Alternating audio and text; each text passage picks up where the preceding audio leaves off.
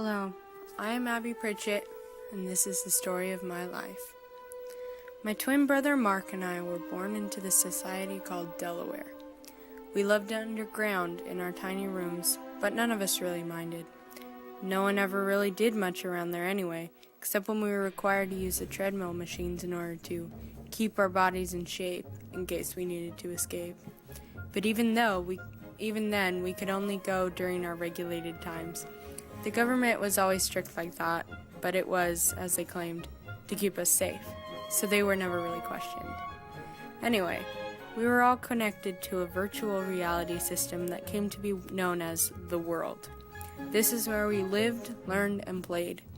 Here we learned of the great dangers of the surface world, and of the history of the surface, which mostly consisted of the devastation of World War III.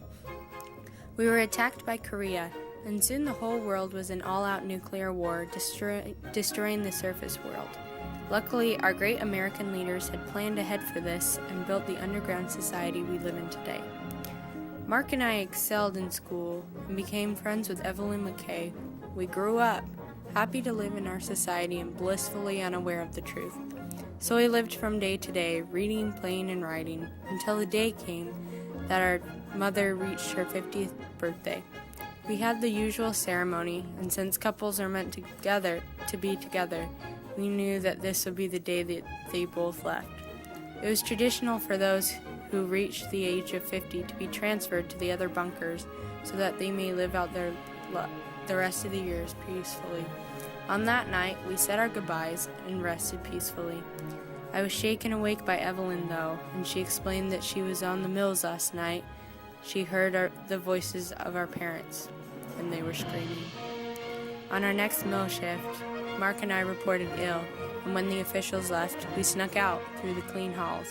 We found a maintenance ladder and climbed up to the surface, where we needed to escape the eyes of the cameras. When we reached the surface, we saw cold streets and life. But not a live life, robotic communities bustling about. There was grass growing and the skies were a clear blue. Our parents' screams interrupted the realization of the normality of the surface, but were soon followed by two loud bangs.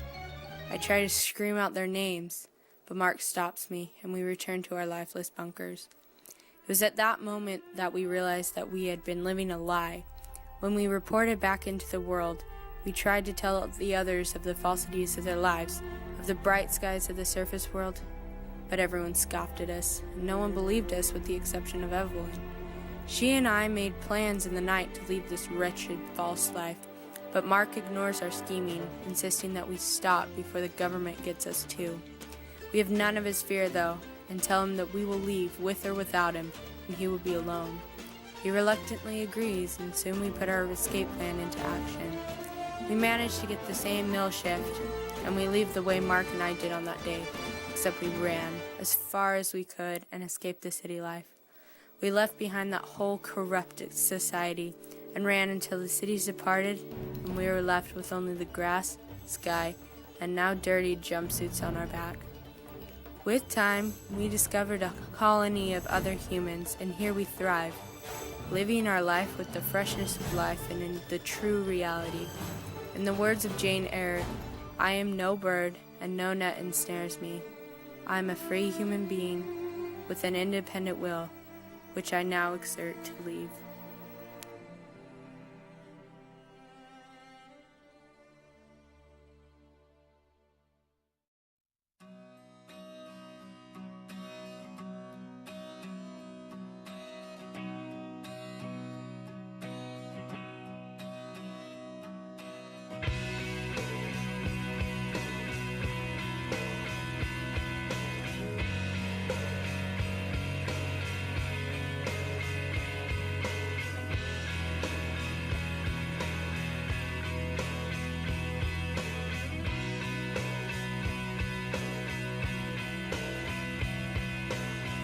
Look at the stars, look how they shine for you, and everything you do. Yeah, they were all yellow. I came along, I rode a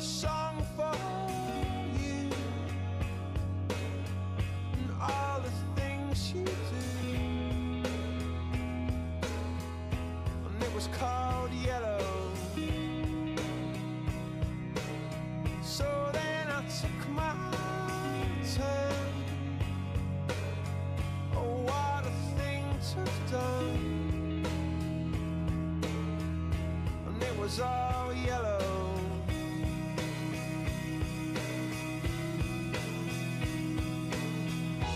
Your skin, oh yeah, your skin and bones turn into something beautiful. And you know I love you so. You know I love you so.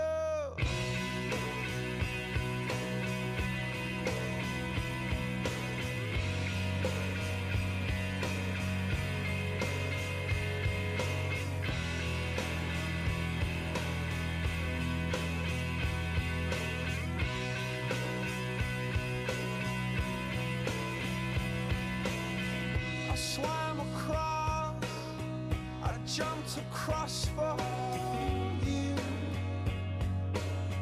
Oh, what a thing to do. 'Cause you were